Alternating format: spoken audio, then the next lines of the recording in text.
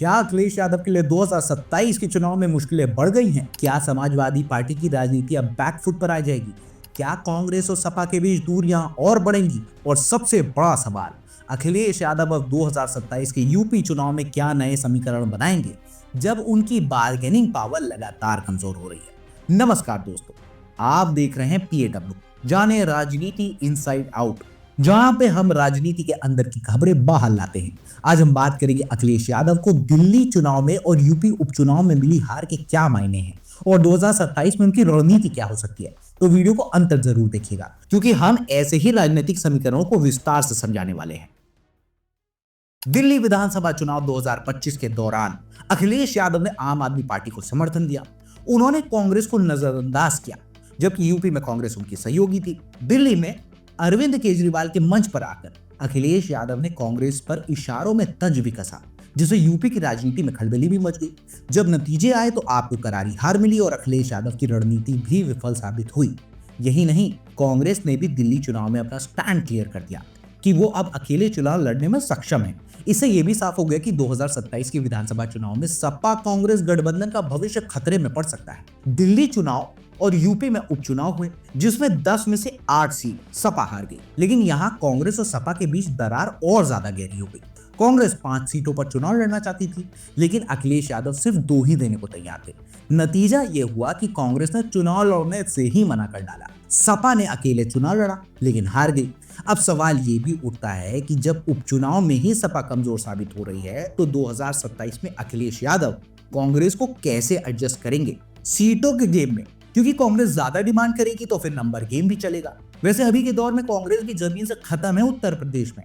अब क्या ही कांग्रेस को सपा की जरूरत है भी कि नहीं? सवाल ये भी है कि अगर सपा कांग्रेस गठबंधन 2027 तक जारी रहता है तो अखिलेश यादव की बार्गेनिंग पावर कमजोर हो सकती है। वजह है, मैं आपको कुछ बताता हूँ।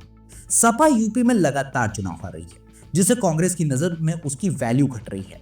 उपचुनाव में तो ऐसा कहा जा सकता है, लेकिन हाँ, सपा के पास भी अपनी बातें हैं कि वो चुनाव कैसे और क्यों हार रहे हैं, लेकिन वो आज का विषय नहीं है। दूसरा, दिल्ली चुनाव में सपा को कोई खास फायदा नहीं हुआ, यानी अखिलेश यादव का राष्ट्रीय राजनीति में कद नहीं बढ़ा। और तीसरा, हरियाणा, मध्य प्रदेश और जम्मू कश्मीर में सपा को कांग्रेस ने तरजीह नहीं दी, जिससे संकेत साफ है कि कांग्रेस अब अपने दम पर आगे बढ़ रही है।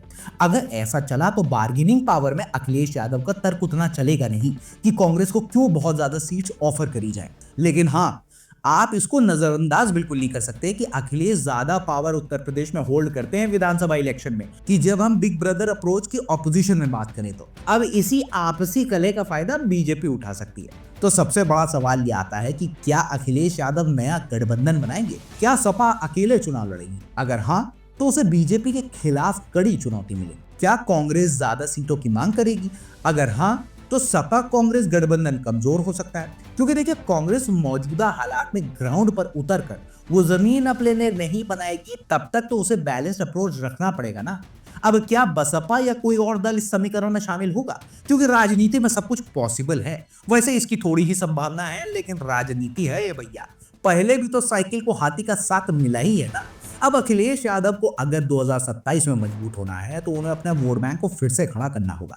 पिछड़ा, दलित और अल्पसंख्यक गठबंधन की रणनीति अभी तक सफल नहीं होती दिख रही है, क्योंकि उपचुनाव में इसका कोई फायदा दिख रहा नहीं है। हाँ, लोकसभा 2024 में इसका बम्पर सपोर्ट दिखा था, और अब तो सत्ताधारी पक्ष ने भी इसे एक फ्लूक ही बता दिया है। इस बीच योगी आदित्यनाथ और बीजेपी ने अपनी पकड़ और भी मजबूत कर ली है। दिल्ली चुनाव में योगी आदित्यनाथ ने हिंदुत्व की राजनीति को और भी धार दी अपने कैंपेन में। यूपी उपचुनाव में बीजेपी को बढ़त भी मिली। बटोगे तो कटोगे जैसे नारे फिर से बीजेपी के लिए कारगर साबित हुए।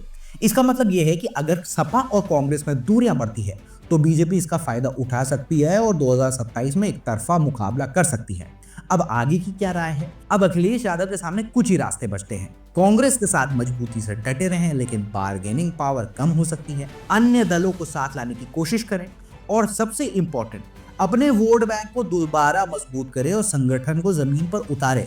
अब अगर अखिलेश यादव जल्दी कोई ठोस रणनीति नहीं बनाते हैं तो 2027 में समाजवादी पार्टी को बड़ा झटका लग सकता है, क्योंकि राजनीति ये बात तो डन है कि अब 24 घंटे 7 दिन वाला गेम है और रोज काम करना पड़ेगा।